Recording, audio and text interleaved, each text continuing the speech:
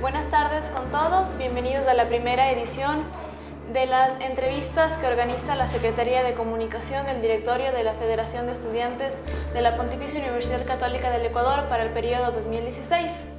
En esta primera ocasión tenemos el agrado de contar con la presencia del señor rector de la PUCE, Padre Fernando Ponce, quien nos acompañará y tocará tres temas.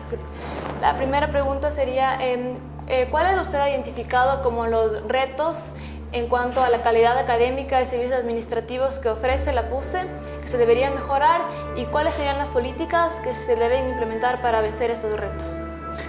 Distingamos un poco la calidad académica de la calidad administrativa, ¿no? Con la académica nos referimos a la docencia e investigación, con la calidad administrativa a la gestión de los procesos. Yo creo que para mejorar la calidad académica debemos mejorar, yo diría, el tiempo que los estudiantes el tiempo que los profesores dedican a la investigación. A veces están muy llenos de actividades administrativas y ese tiempo que lo dedican podrían dedicarlo más a la investigación. Yo creo que por ahí hay un lugar. Luego, en términos de calidad en la docencia, el uso de nuevas tecnologías, el utilizar más el aula virtual, etc., creo que eso potenciaría la calidad de la docencia que hacen. En cuanto a la calidad administrativa, es decir, a la calidad de los servicios, ¿no?, administrativos, tanto para docentes como para estudiantes, me parece que debemos poner atención en la mejora de los procesos y en la estandarización de los procesos. Hay cosas que se hacen de una manera en una facultad y de otra manera en otra facultad, y eso hace perder tiempo, energías, confunde a las personas. Entonces yo creo que si vamos estandarizando los procesos, tomando en cuenta de que los estudiantes y los representantes estudiantiles percibimos de que la evaluación a los docentes que se realiza semestre tras semestre, no se obtienen realmente los resultados que se arrojan de ahí. Vemos que tal vez no están arrojando una buena solución a sus problemas, además que tampoco hemos obtenido esa información. Entonces, ¿seguimos con la misma evaluación o cambiaríamos la evaluación? ¿O cuál sería la forma para poder separar a esta minoría de los docentes, identificarlo y poderlo separar de la universidad? Si el examen, la evaluación que se hace a los docentes no funciona, entonces tendremos que cambiar la forma de evaluarlos. Pero lo primero es evaluarlo. O sea, una cosa es la percepción, y otra cosa ya es una evaluación un poco más técnica, diríamos así, de cuáles son los profesores y cuáles son sus falencias. Si lo que hoy tenemos no funciona, se cambia. Eso no hay ningún problema. Luego, el siguiente paso, identificados los profesores, identificadas las falencias de los profesores, el siguiente paso no es el despido. El siguiente paso es la capacitación al profesor para que mejore esas áreas donde está fallando. Y luego, si realmente no funciona un profesor, a pesar de la capacitación que se le da, a pesar de toda la retroalimentación, entonces ya habrá que pensar en desvincularlo. Pero eso es como un caso muy extremo, y la ley prevé los casos, y aquí han sucedido y se han hecho respetando toda la ley. Entonces, yo diría tres pasos. Primero, mejorar los elementos de evaluación.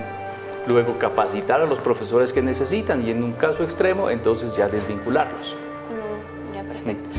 También en estas preguntas que estaban en la encuesta, la mayoría de los estudiantes se sienten bien en la universidad, ¿no? Tanto en docencia como en administración.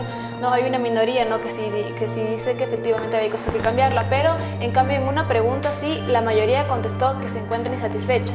Es en cuanto a la promoción que existe en investigación en sus facultades. Entonces ahí sí, la mayoría de estudiantes de la PUCE advierten este reto también de mejorar la investigación en la universidad. Esto de aquí también está dentro de las políticas que usted va a implementar en la universidad. ¿Y cómo haríamos? Más que nada, en biología, por ejemplo, es una facultad que se nos respondió, casi el 90% aceptó que se promovía la investigación ahí, pero en las facultades de ciencias sociales principalmente se respondió que ahí es donde tenemos las áreas donde menos se promueve la investigación en la universidad. ¿Cómo podríamos hacer para mejorar este campo? Digamos, la información que da la encuesta, usted bien dice, es la percepción de los estudiantes. Claro. Ese es uno de los elementos para entender toda la realidad. Otro elemento para entender toda la realidad investigativa puede ser el número de proyectos que tenemos. Entonces hay que tomar los proyectos y ver cuál es la facultad donde más se hace investigación. Puede ser biología, puede ser en economía, etc. Una cosa es lo que percibimos los estudiantes y también los que, digamos, los administrativos como yo. Otra cosa es lo que realmente está pasando. Yo completaría la información que da esta encuesta con los datos duros, que son el presupuesto que se entrega para investigación, el número de proyectos realizados, el número de proyectos cumplidos, el número de publicaciones, de qué facultades están saliendo. Yo vería eso antes de tomar cualquier decisión. Pero ciertamente, le voy a decir una cosa, ya se está haciendo, porque sí se percibe que hay que mejorar la investigación, se están elaborando políticas comunes de investigación y líneas comunes de investigación para la universidad. Antes se tenían líneas dispersas por cada facultad, ahora se va a elaborar unas políticas únicas para toda la universidad que se podrán ir declinando según cada facultad. Y eso es importantísimo, políticas comunes, porque hay un buen presupuesto y unos 3 billones anualmente se pone en investigación. Okay. Ahora ya saliéndonos de este tema y no es un tema igual de relevante, pero tal vez un poco más polémico, ¿no? Acerca de la situación financiera de la universidad y el tema de los aranceles, ¿no? ¿Cuál es la situación financiera de la universidad? ¿Hay un estado de liquidez, de solvencia? Primero, y segundo también, los aranceles ya se congelaron el anterior año. Los estudiantes, algunos estudiantes han percibido que ese congelamiento fue por la visita del Papa, algunos perciben que fue por el diálogo con representantes estudiantiles, ¿no? Y otros perciben que fue porque fue una mala política económica mismo a la universidad, eso de subir los aranceles, por la deserción de los estudiantes, porque ingresaron menos estudiantes, entonces más bien como económicamente les resultaba mejor que se dejen subir los aranceles. Y también este semestre los estudiantes se encuentran satisfechos con que no se hayan subido y con que estemos en la misma línea. ¿Por qué se subieron los aranceles? ¿Cuál es la situación financiera? Es que este semestre los estudiantes pueden estar tranquilos, este año en general, de que los aranceles no van a subir o van a subir. ¿Cuál era la primera pregunta? Esa es la última, pero al principio me hiciste una. Financiera. Bueno, la situación financiera de la universidad es sólida. Ciertamente tenemos dificultades como cualquier entidad del país, pero tenemos un índice de solvencia, somos solventes. Hace unos 15 días me mostraron los datos y puedo decir que somos solventes. Hay un índice que no lo podría explicar, pero a mí me tranquilizó bastante. Sobre los aranceles, sí, entiendo toda la historia que ha habido de los aranceles. Hemos reducido por 2 ocasiones el beneficio que daba la universidad al estudiante, porque nosotros que damos un beneficio sabemos cuánto podemos sostener, cuánto no podemos sostener, esa es la política, y se dejó de dar el beneficio. Yo creo que de algún modo cumplió su rol, pero también impactó en los estudiantes. Entonces, lo que se hizo estuvo bien en su momento, yo creo que ya no hacía falta hacerlo más. Hemos optado por 2 caminos para financiar, porque ciertamente hay una necesidad para financiar aumento de los salarios de los profesores, por el ambiente competitivo, diríamos, del mercado laboral de los profesores. Una es, en este año el Consejo Superior nos instruyó 53 medidas de sostenibilidad. Muchas de esas van a reorganizar los procesos, es decir, hacer una gestión más eficiente, más ahorrativa de recursos. Por ahí van a entrar muchos. Yo le puedo decir que el actual director financiero es una persona muy creativa y está haciendo unos movimientos que no afectan a las personas, pero sí que organizan mejor los procesos. Y la segunda medida así grande que hemos tomado es, como usted decía, de alguna manera es congelar los aranceles. Es decir, la universidad estaba y está autorizada a subir todos los años en los aranceles el porcentaje de inflación. Ahora en marzo no lo hicimos, febrero-marzo no lo hicimos por voluntad propia, porque preferimos más bien ajustar por otros lados antes que subir los aranceles al estudiante. Se podía hacer, la ley nos permitía, pero decidimos no hacerlo. Estamos buscando cómo no hacerlo en el próximo semestre, es decir, no hacer la subida a la cual podríamos recurrir. La idea general, yo creo que no es ningún misterio, es mantener e incluso bajar el costo del arancel. Ojalá pudiéramos hacerlo. Yo digo francamente, ojalá la universidad fuera gratuita, la católica, pero la educación tiene un costo. Claro. Pero sí, estamos empeñados en ver cómo hacemos para que los aranceles no solo se mantengan, sino que en lo posible disminuyan. No puedo hablar de números porque eso es una cuestión bastante técnica, pero Claro. estamos trabajando en eso. Ya. Y finalmente el último tema acerca del proyecto del fondo de becas, que realmente aún no es un proyecto porque aún ni siquiera está en borradores, sino simplemente ha sido, lo hemos escuchado a través de declaraciones de René Ramírez y de Rafael Correa, acerca del fondo de becas. El fondo de becas, la justificación del fondo de becas es que 5 de las 8 universidades cofinanciadas, según los datos proporcionados por la CENESID, no cumplen con la disposición 18ª de la Constitución, disposición transitoria 18ª de la Constitución, ni con el artículo 30 de la LOES, que determina que los recursos públicos que entrega el Estado a las universidades deben ser dirigidos únicamente al otorgamiento de becas.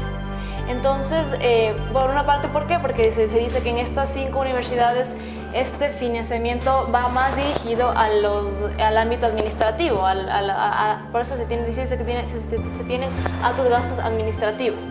Entonces, y por eso es que este fondo de becas ya no se va a dar directamente a la universidad, sino directamente al estudiante por méritos académicos y a estudiantes de bajos recursos socioeconómicos. La Universidad Católica está dentro de las universidades que sí cumplen este requisito de la LOES, y estarían de acuerdo entonces que las becas, que se haga este programa de fondo de becas para los que se entregue directamente a los estudiantes. Sí. Bien, yo quiero decir a todos los que nos están viendo y escuchando que la Universidad Católica, como dice Micaela Andrade, está entre las 5 universidades que entregan los recursos públicos recibidos del Estado a personas de escasos recursos económicos, como dice la ley. El año pasado, en el 2015, recibimos la PUCE Quito, unos aproximadamente $10 millones para personas, estudiantes de escasos recursos. La universidad entregó al menos 15 millones.